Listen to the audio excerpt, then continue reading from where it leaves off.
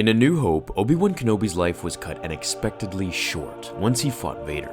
According to the Now Legends book Kenobi, which covers his entire life on Tatooine and how he spent it speaking to Qui-Gon through the Force, he had learned how to transcend himself into the other world upon death. If Obi-Wan didn't die in A New Hope, then I believe the duel between him and Vader would have gone differently, and the rest of the story would have unfolded something like this. At last. The circle is now complete. When I left you, I was but the learner. Now I am the master. Vader and Obi-Wan would meet. After decades of being apart, Vader's revenge would finally be fulfilled. As they dueled, Luke, Han, and Leia would run to the Millennium Falcon. As Han saw this battle take place, he knew he needed heavier fire. He ran inside the Falcon and used the turret system to blast the stormtroopers away. As he turned to aim towards Vader, both Obi-Wan and his former Padawan felt this danger.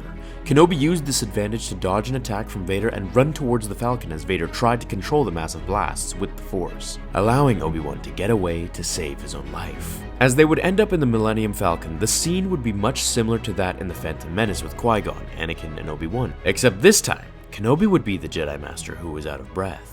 As they sped off into hyperspace, the rest of the events in A New Hope would take place, where Obi-Wan would talk to Luke through a comlink rather than through the Force to guide his missile into the Death Star's core. Once the Death Star was destroyed and the ceremony had ended, they all were aboard the Millennium Falcon, where Obi-Wan looked towards Luke as he rested his hand on his shoulder. "It's time you meet an old friend." As he looked to Han in the cockpit, he tells him to set a course for the Dagobah system and drop them off.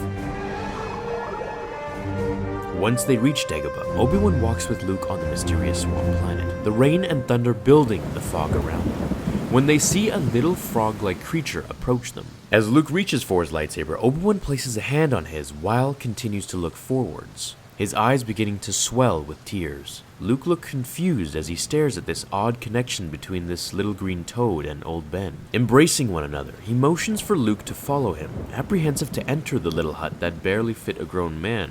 Luke, Kenobi, and Yoda all sat inside, near the firelit pot that brewed something native to the planet.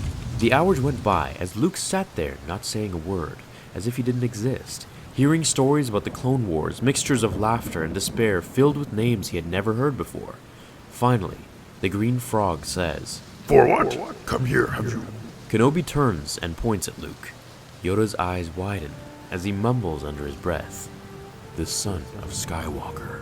"This is Master Yoda," says Obi-Wan, telling Luke how he was his master at one point and the Grand Master of all the Jedi.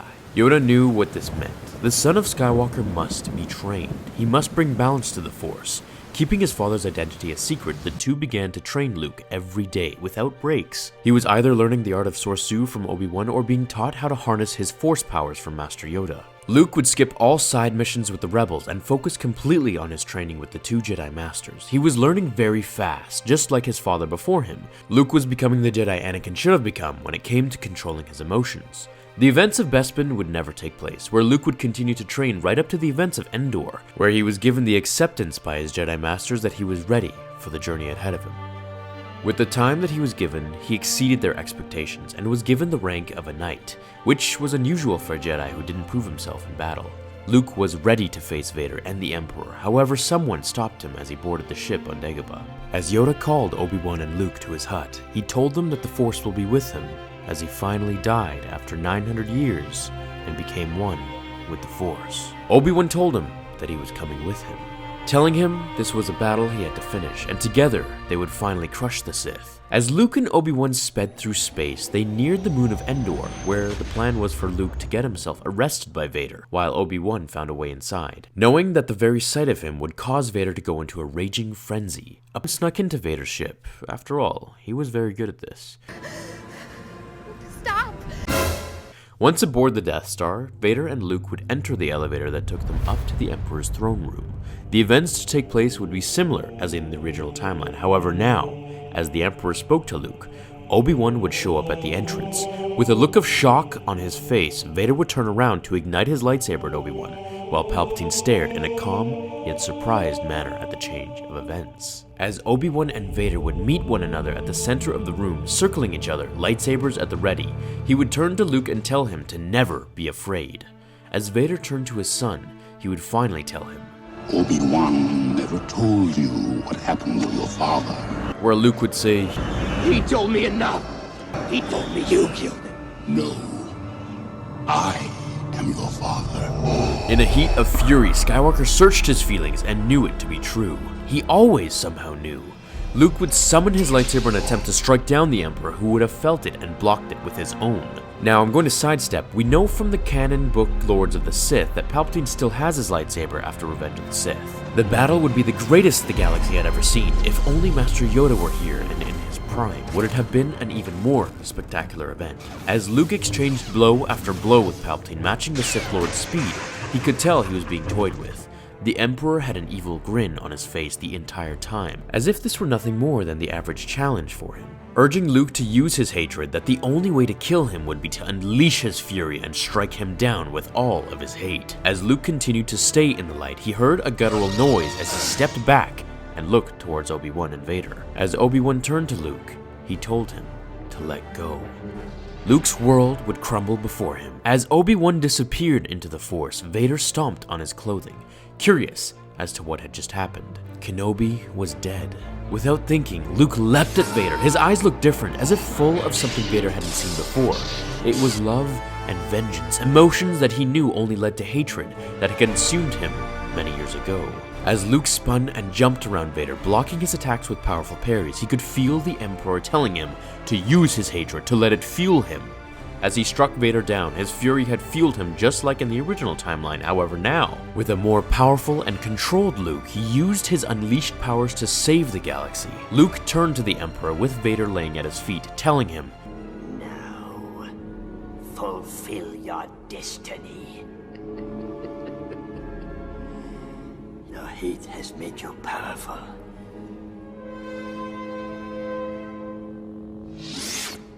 Never.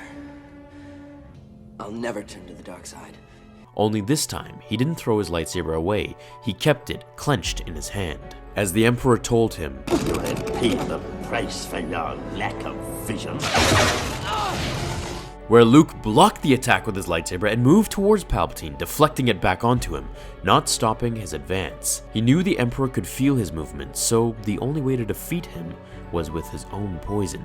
Luke would allow the Force lightning to hit and course through his body as he dropped to one knee. Vader could feel the conflict grow within him as he watched his son cook from the inside. As Luke shrieked in pain, he knew if this were to work, he would have to let Palpatine become so transfixed within his own hatred that he would block out the possibility of an attack, just like in the original timeline with Vader. Luke would do it now. He outstretched his hand as hard as he could and used all the powers of the Force like Yoda taught him to pull Sidious towards him. Summoning Force Pull, he ignited his emerald green lightsaber into the Emperor's stomach.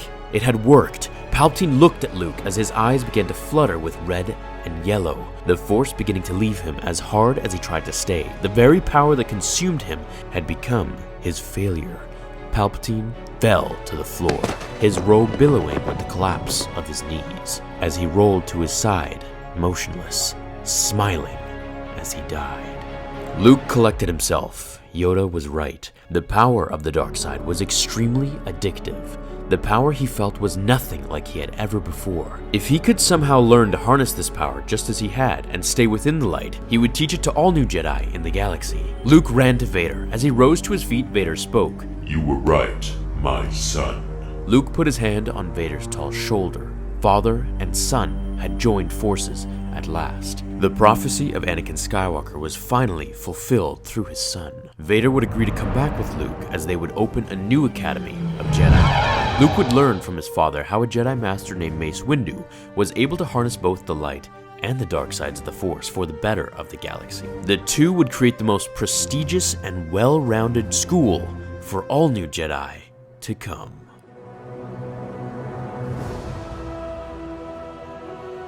What did you think of today's fan fiction? It took some time to write out, but I'm happy with the ending. Is there anything you would have changed or added? I tried to gather some of your ideas and requests from the poll on the Facebook page regarding this topic. I hope I delivered to your expectations and enjoyment. Leave this video a thumbs up to show your support, and I'll see you all in tomorrow's episode of Star Wars Theory. Until then, my fellow Jedi and Sith friends, remember, The Force will be with you, always.